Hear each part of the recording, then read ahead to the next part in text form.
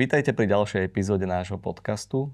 V predchádzajúcej epizóde sme si prešli úvodom do nového stavebného zákona a približili sme si kľúčové časti nového stavebného režimu. V dnešnej časti sa budeme venovať praktickej časti a preto som rád, že môžem dnes privítať v našej epizóde Matúša Lišku, riaditeľa projektov pre Slovensko a Česko za spoločnosť CBRE.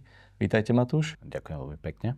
Práve pohľad lídrov na trhu v oblasti developmentu považujeme za mimoriadne cenný, vzhľadom k tomu, že nám poskytujú spätnú väzbu na to, akú máme pripravenú legislatívu pre realizáciu projektov. Prejdem teda rovno k prvej otázke.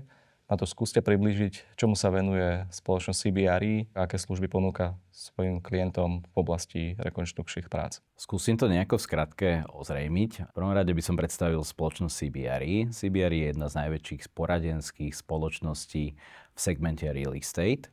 Ja konkrétne pôsobím v divízii CBRE Global Workspace Solutions, ktorá sa majoritne venuje, je to hlavné pôsobisko technickej správe budov, projektovému manažmentu pri tejto technickej správe budov a pri workplace manažmente je to vlastne správa portfólií, ktoré máme zverené v rámci real estateu od klientov.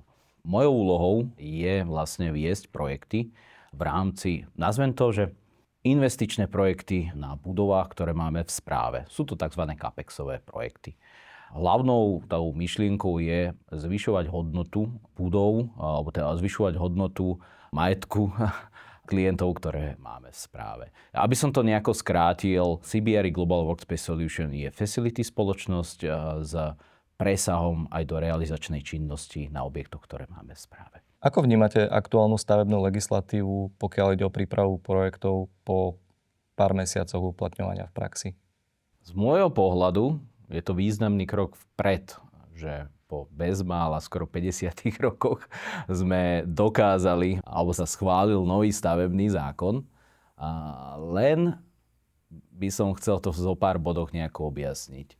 Čo sa týka zrýchlenia tých procesov, sme stále v plienkach. Tá implementácia na stavebných úradoch je v rannom štádiu. Tá digitalizácia ešte nie je kompletná. Je tu prekleňovacie obdobie, kedy stále platí, že môžete to riešiť v papierovej forme, dá sa povedať, že podávania projektovej dokumentácie k zahájeniu konania. Ale to je len dočasné negatívum.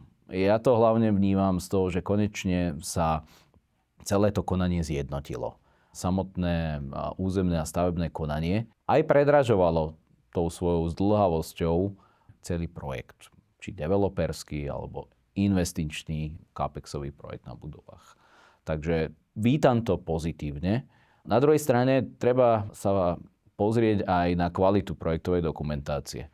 Momentálne, keď to konanie je zjednotené, tak tie nároky na projektovú dokumentáciu sú z môjho pohľadu trochu vyššie. Už sa to nedá rozdeliť v niekoľkých krokoch. Aj samotné územné plánovanie pri tom projekte už je zahrnuté do jedného konania a tým pádom tá náročnosť projektovej dokumentácie sa zvyšuje. Je potreba dbať na to, aby boli prizvaní konzultanti, právni experti z pohľadu stavebného zákona, aby to konanie bolo rýchlejšie a plynulejšie. To je môj pohľad, dá sa povedať, na novú legislatívu, ale vítam, že sme sa vedeli posunúť vpred. Ako ste spomínali, nový stavebný zákon práve dbá na to, aby príprava projektu bola naozaj spracovaná vo vysokej kvalite.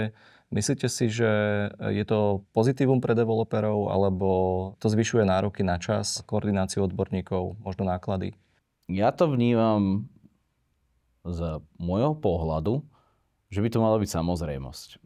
Predsa len do toho projektu, do toho stavebného projektu kladá investor, klient, nazvime sa kľudne fyzická osoba, keď to teda zoberiem z globálu, právnická osoba, vkladá množstvo prostriedkov a investícií. Ja by som sa chcel na to pozrieť tak, že už pri samotnej príprave projektovej dokumentácie je veľmi dôležité začať pracovať so všetkými zainteresovanými osobami a subjektami, ktoré vstupujú do toho stavebného konania, nazvem to. Aj keď nový stavebný zákon sa snaží urýchliť všetky tie procesy, stále je potrebné komunikovať so všetkými subjektami, ktoré zasahujú do tohto konania. A to už vlastne v tejto, nazvem to už predprípravnej fáze.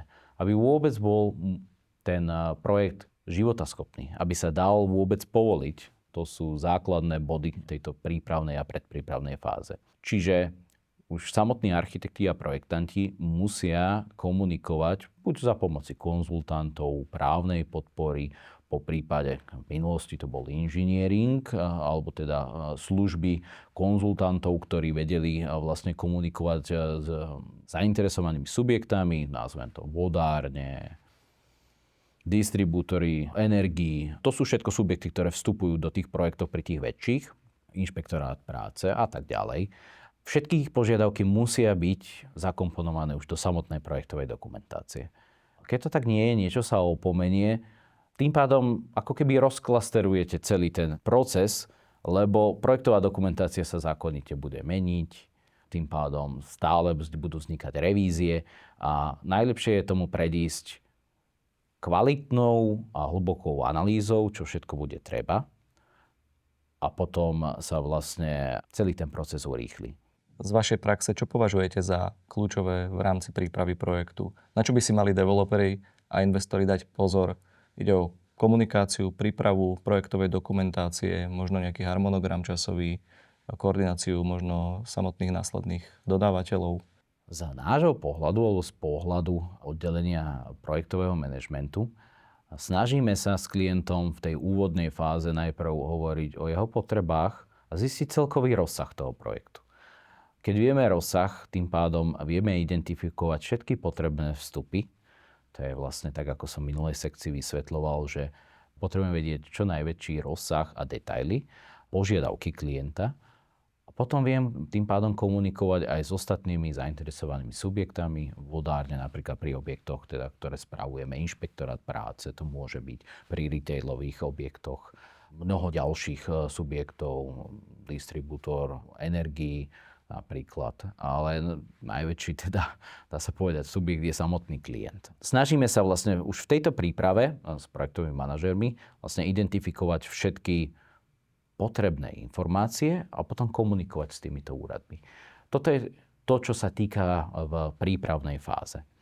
Potom samozrejme nastáva fáza vlastne prípravy samotnej projektovej dokumentácie. Je potrebné vyhotoviť projektovú dokumentáciu, niekedy sú u nás menšie projekty, kedy to môžeme nazvať len údržbou alebo drobné veci, čiže vtedy to nie je potrebné, ale pri väčších projektoch, investičných, capexových projektoch, je treba zhotoviť projektovú dokumentáciu a samotný projektant alebo architekt sa vlastne riadi minimálne v požiadavkách týchto zainteresovaných subjektov, ktorí sme oslovili s požiadavkami o vyjadrenie. Je lepšie prísť vlastne s informáciami od samotných subjektov ešte predtým, než podáme elektronicky žiadosť o vyjadrenie k samotnému zámeru v rámci nového stavebného zákona.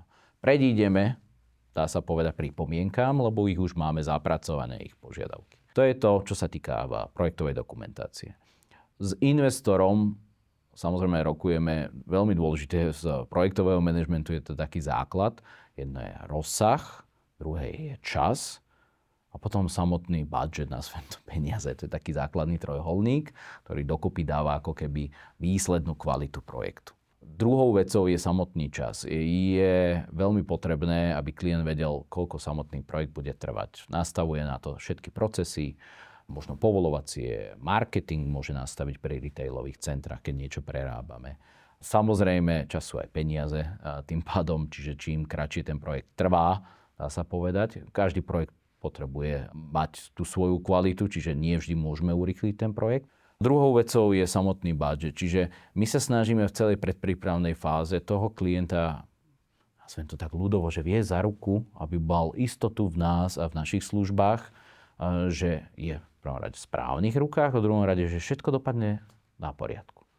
To je v rámci tej prípravnej fázy celkovej. Ak dopadne samotné konanie dobre a všetko bude právoplatné, nastupuje realizácia toho projektu, kde už môžeme realizovať vybraný projekt, alebo teda projekt, ktorý chce klient realizovať. A v rámci realizácie dohliadáme samozrejme na kvalitu, hladký priebeh. Môžeme to realizovať buď ako len projektový manažment, čiže dohliadáme len na kvalitu, dá sa povedať, alebo nie len, ale teda na kvalitu, na samotný priebeh procesu, alebo veľmi často, to je takým zameraním, že principle delivery, to nazývame v CBR, kedy vystupujeme ako generálny dodávateľ, všetky subdodávky máme pod sebou a realizujeme tento projekt priamo pre klienta v úlohe generálneho dodávateľa. Tou pridanou hodnotou je, pokiaľ je našim klientom aj v rámci technickej správy, tak to má, dá sa povedať, jeden balík služieb. Čiže už aj o samotnú správu daného projektu, či sú to také LED osvetlenia napríklad, o systém parkovania môžem spomenúť, po prípade údržba nejakých tepelných čerpadiel, to sú také technológie v rámci budov, TZB, technické zariadenia budov. Má to v jednom balíku. No a potom nasleduje samotný záver projektu, kde si ho vieme vyhodnotiť po kvalitatívnej stránke, časovej. Odozdáme dielo, dúfam, že vždy v 100% kvalite a v rozumnom čase, alebo teda v čase, ktorý je nastavený v harmonograme. To je odozdanie diela, zaškolenie obsluhy a ostatné veci. To je taká tá uzávierka toho projektu. A poslednou fázou je vlastne, dá sa povedať, už uvedenie teda do prevádzky a to sú tie body, ktoré považujeme za uzavretie projektu a potom to vieme odozdať našej správe a klientovi do rúk. To som povedal takú tú životnosť toho projektu a dá sa povedať aj tú implementáciu a dôraz v rámci toho konania, že je potrebné na to, dá sa povedať, že dbať hneď od začiatku už tej predpríprave. Jednou z kľúčových zmien je aj elektronizácia a fikcie súhlasov dotknutých orgánov. Vidíte, že v praxi to pomohlo zrýchliť procesy pri povoľovaní stavieb? Znovu začnem z tých našich skúseností. Je to významný krok vpred. V rámci starého stavebného zákona bolo potrebné mať vždy vyjadrenie predmetného subjektu, ktorý spadal do buď územného konania, teda po starom, alebo stavebného povolenia, alebo teda konaní o stavebnom povolení. Nedalo sa bez týchto vyjadrení pokračovať ďalej. Bol to taký tzv. Roadblock. Nič s tým ste nevedeli urobiť. Teraz v tomto bode to vnímam hlavne ako urýchlenie samotného konania. Nemusíte, dá sa povedať, stále s nejakým dôrazom sa pripomínať tým subjektom. Pokiaľ nereagujú, tak táto fikcia súhlasu vlastne urýchľuje kompletne celé konanie. Stretli sme sa ale s tým, že niekedy dajú, jak by som to nazval, že predĺženie lehoty na vyjadrenie. Nie je to len tých 30 dní, vie to byť 60 dní, po prípade možno sú aj nejaké výnimky, to zatiaľ hovorím len zo skúseností. Ale považujem to za významný krok vpred v urýchlení celého konania. Na základe doterajších skúseností, čo by ste odporúčili investorom a developerom pri príprave projektov? Ja sa nejako skúsim vrátiť, vlastne dať nejaký taký sumár tých odporúčaní, ktoré tu už asi aj zazneli. Tak prvý bod je vlastne dôkladná analýza potrieb pre daný projekt. Ako vravím, samotné zisťovanie informácií o všetkých subjektoch, samotná možnosť realizácie daného projektu, či teda kapuxového alebo developerského. Čiže to je ten taký hlavný bod, by som to nazval. V rámci urýchlenia celého stavebného konania to nazvem. Druhý bod je, a to sa veľmi bytostne týka vlastne aj celej tej predprípravy v rámci toho konania, lebo ten projekt a tú úspešnosť toho projektu vyhrávate v prípravnej fáze, dá sa povedať. Keď máte prípravnú fázu dôkladnú, a teraz nemyslím už len samotnú analýzu podkladov, ale myslím projektovú dokumentáciu, že je veľmi kvalitne vypracovaná, do hĺbky, pripomienkovaná, dá sa povedať. Vstupujú do nej konzultanti, právnici, ktorí majú vzdelanie a odbornosť v stavebnom práve. Samotné osoby alebo subjekty, ktoré sú už aj v realizačnej fáze, vedia pripomienkovať projektovú dokumentáciu, veľmi dôležité. Vieme sa rôznym rizikám týmto pádom vyhnúť. Samotná tá príprava toho projektu je alfa omega toho uľahčenia, nazvem to už celého života toho projektu. To je alfa omega, sústrediť sa na prípravu. Ďakujem ešte raz, Matúš, za to, že ste prijali dnešné pozvanie. Budeme sa tešiť na ďalšiu časť v iných epizódach, aby ste nám mohli približiť vaše ďalšie skúsenosti z praxe. Ďakujem veľmi pekne za pozvanie. A my budeme radi, ak budete sledovať aj naše ďalšie epizódy a uvidíme sa pri ďalších častiach. Ďakujeme krásne.